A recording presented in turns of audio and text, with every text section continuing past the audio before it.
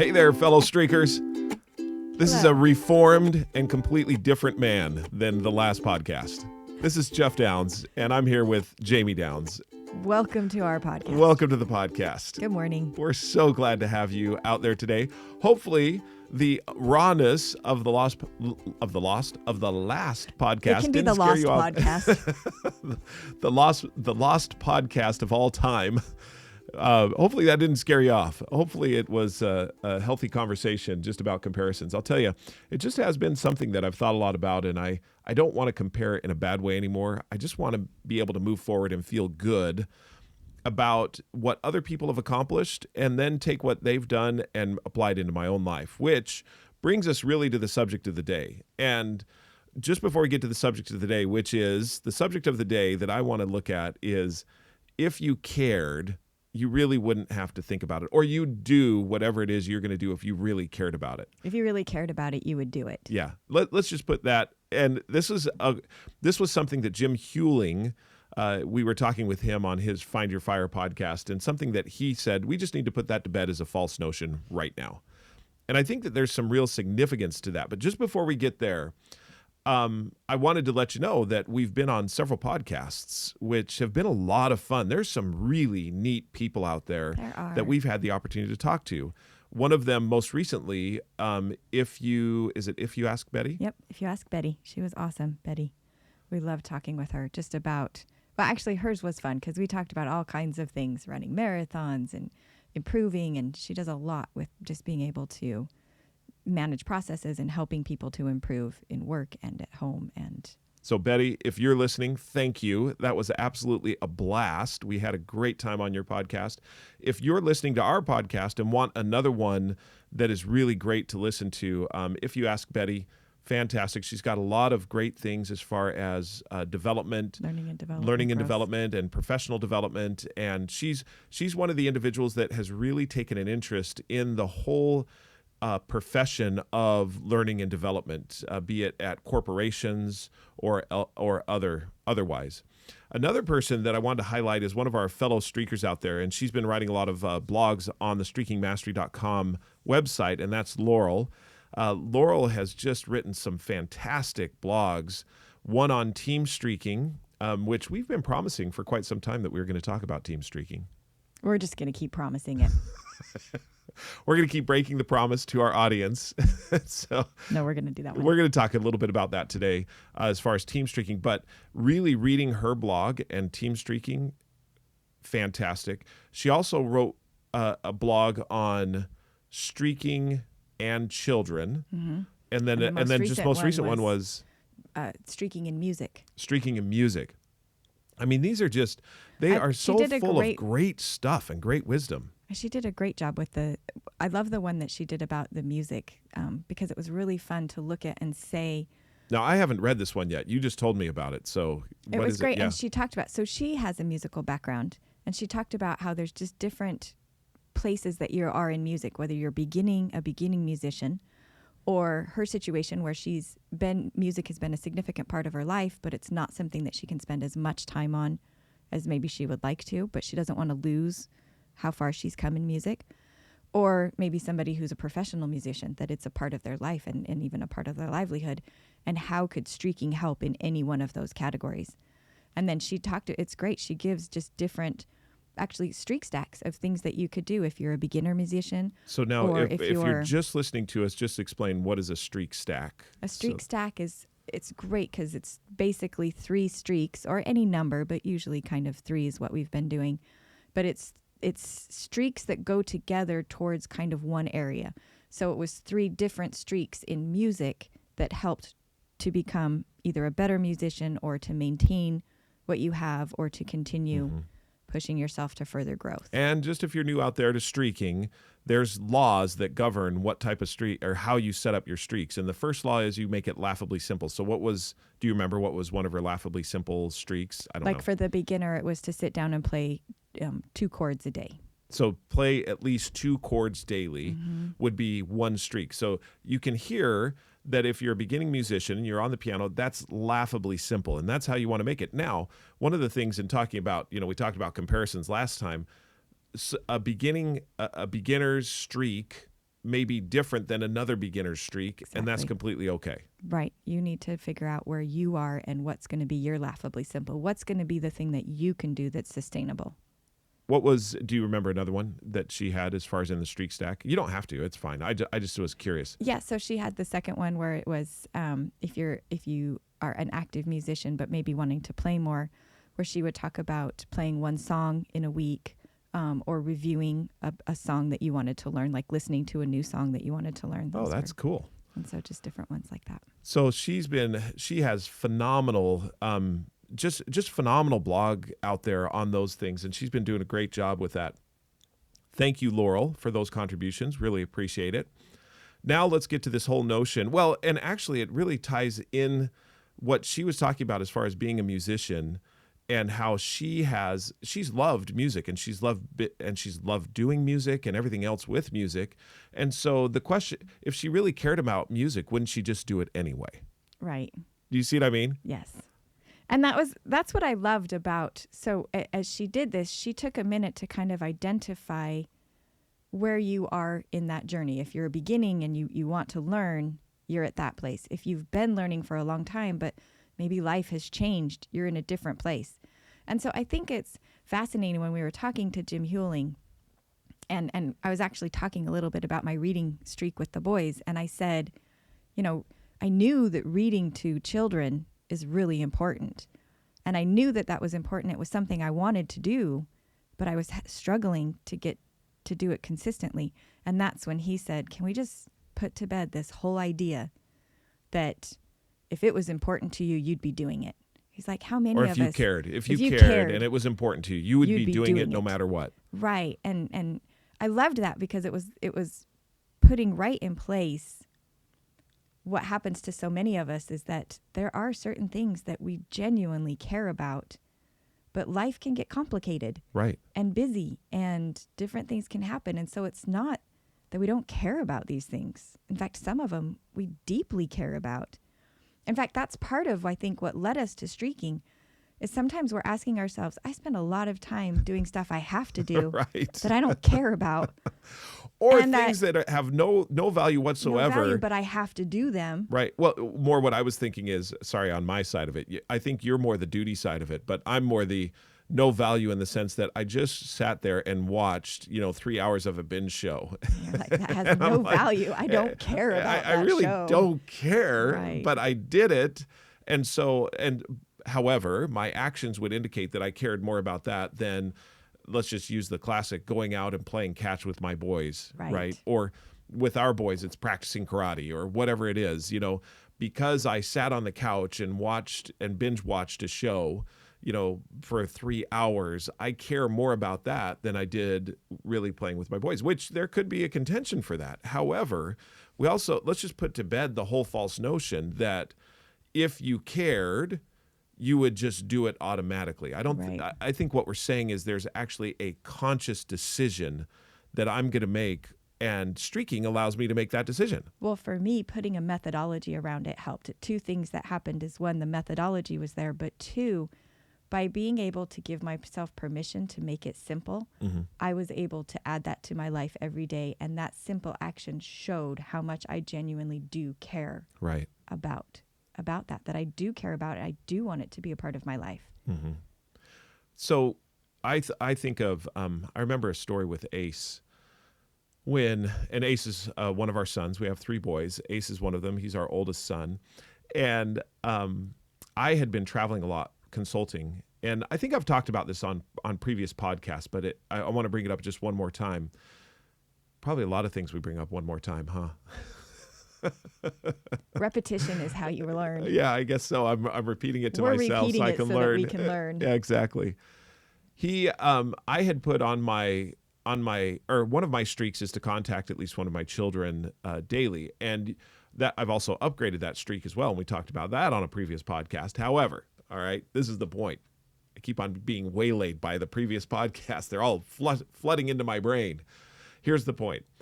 I was asking Ace about it, and I said, does that bother you that I have this on my list? Because sometimes when you have something on a list, you can look at it and say, I don't mean enough to you to not be on in other words, to just do.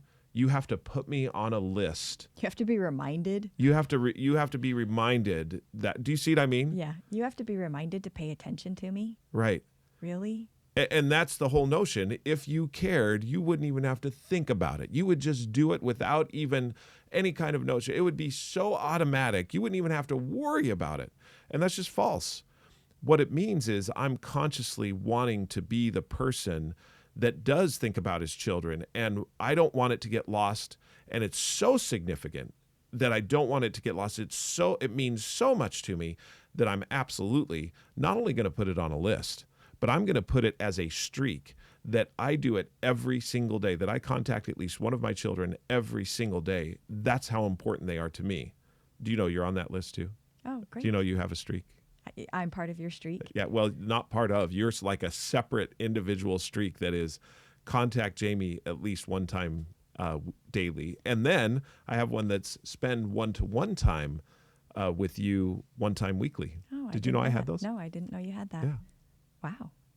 That's how awesome. important you are to me. I love that. But do you see what I mean? But now, does that offend you that I have those two things on there? No. I think It it's, could, though. I mean, right. don't you? But I You think see what I that- mean? I think I think it can get turned upside down a little bit sometimes.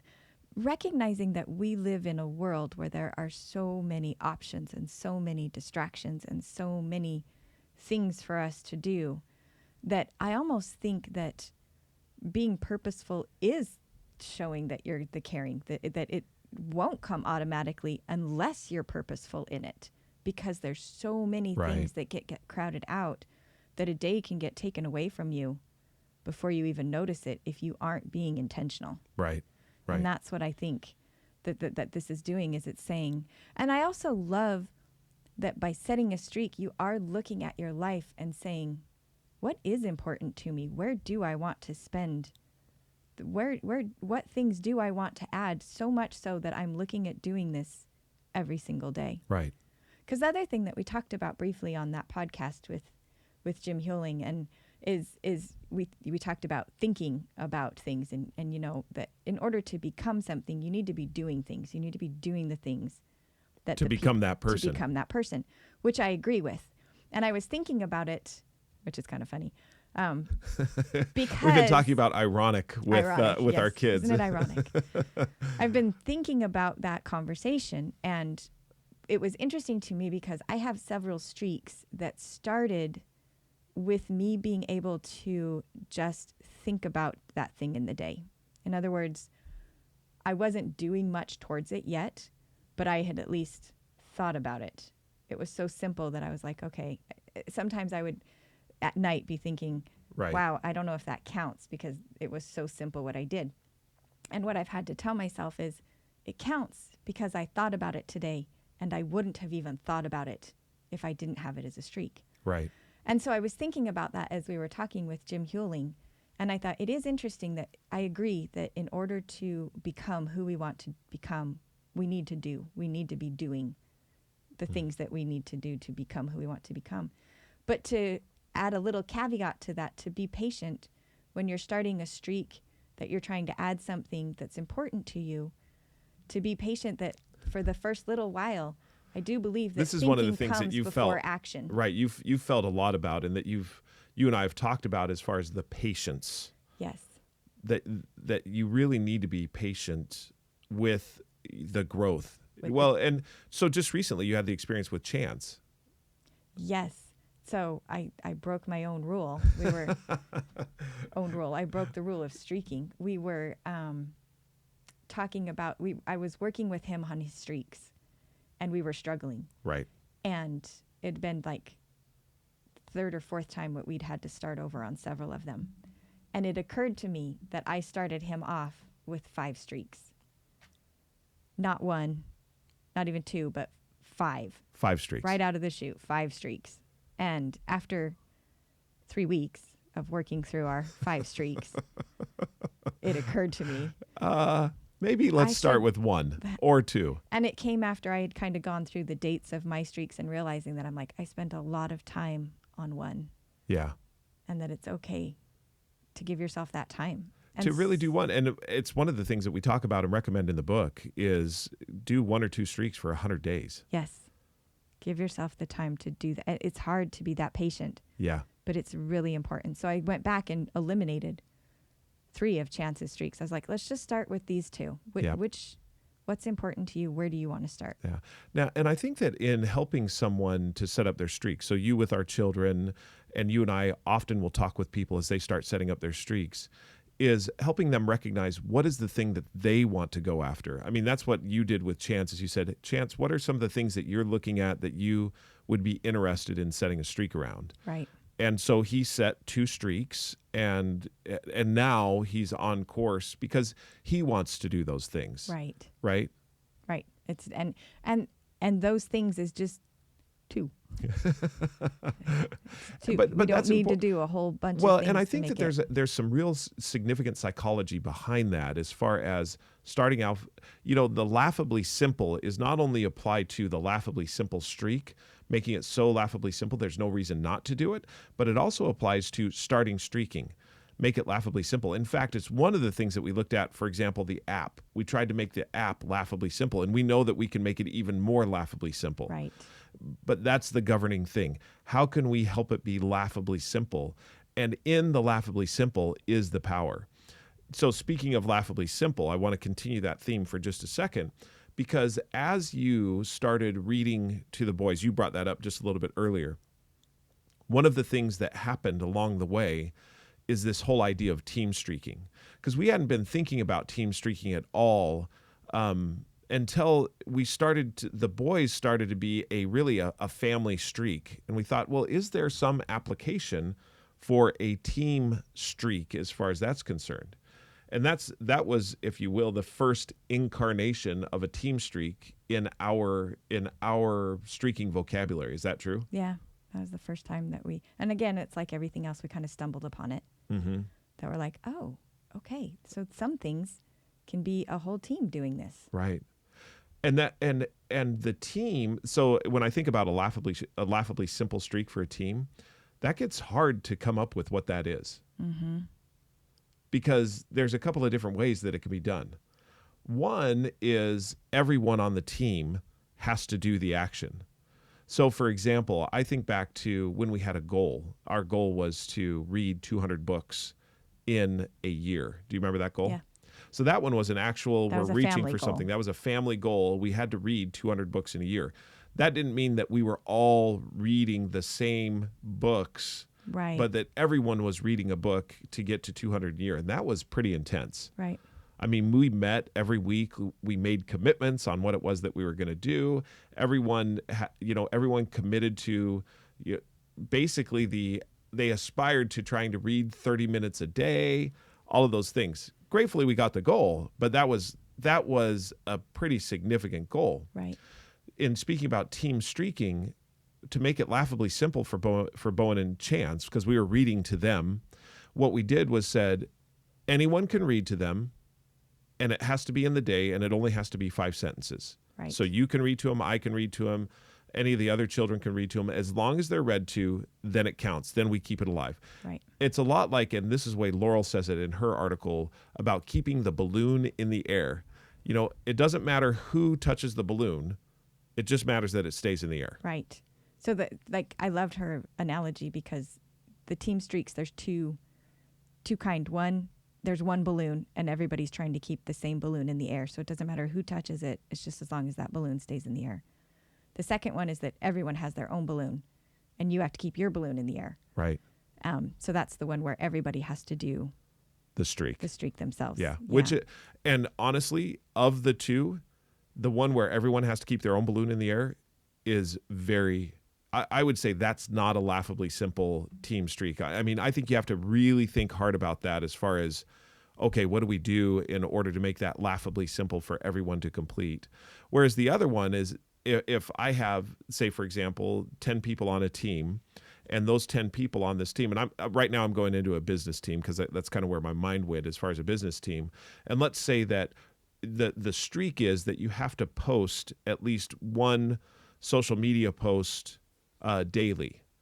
And the way you keep that alive is that one person on the team can do it and it stays alive. Right. Whereas if you say everyone has to do it, That has some pretty significant you worry about that, actually. You You've have talked to a lot about really- that because it can have a negative consequence. Right. You have to really be careful when you've got a team streak that requires everybody on the team to do one thing, because if that one person doesn't do it and the whole team loses the streak because of that, that can be So do you think there is a way detrimental. that you can have the team streak that everyone's keeping their own balloon in the air that is positive, that can lift everyone up? And I'm asking that. I mean, we're totally exploring this. You're looking at me like, what are you? Where are you even going? I do believe there are. I'm just curious. I'm more just kind of throwing it out there because conceptually, there probably is, but we haven't really tried this in a lot of team streak scenarios. The one that I envision it working is when maybe it's not something that everybody's doing the same thing, but everyone is doing something towards a similar goal. So in other words, it may be more of a personal streak, like you've set something that you're going to do that's helping that team, and you keep that happening however many times you decide that you're doing that thing, but it's not necessarily something that everybody has to do the exact same thing. So that's I see where what you're could see saying. that So could that's be- where you see it. So I would look at that then as a community of the team forms the community, and it sets their own streak, whatever it is. And as a team, you're just trying to keep your own streak in a alive, lot and of you're ways, encouraging. And that's what we already creating a have community that. is. Yeah, we already have the that. community part. And I think that's part of it. So I think in team streaking, if I were to recommend anyone out there, if you're listening to this and you're thinking of starting a team streak, the streak really is about one balloon and everyone trying to keep that one balloon in the air. In other words, we're all pulling together. You can do it. You can do it. You can do it. Because it's not about the negative. It's not about getting negative. It's about being positive and about looking at it and say, what's the laughably simple thing that we can do in order to make this happen? I think of sales teams, for example, and saying we need to make at least one new contact 5 times a week. And that's a Right. weekly streak that we do 5 times, something like that.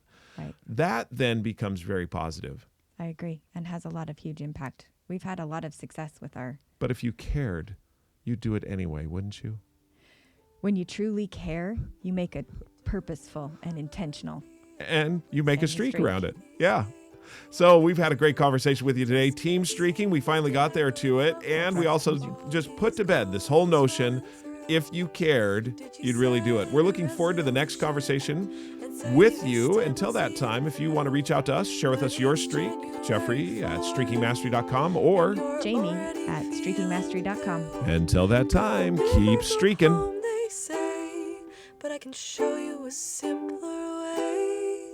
It's the small and simple things that make the life we live worth living. Among the rush, do one push up, become a better you. It's the small and simple things that make you grow into what you're hoping. You're in a hurry, don't even worry.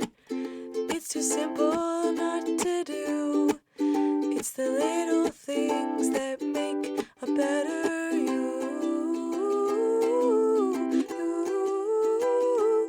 A better you.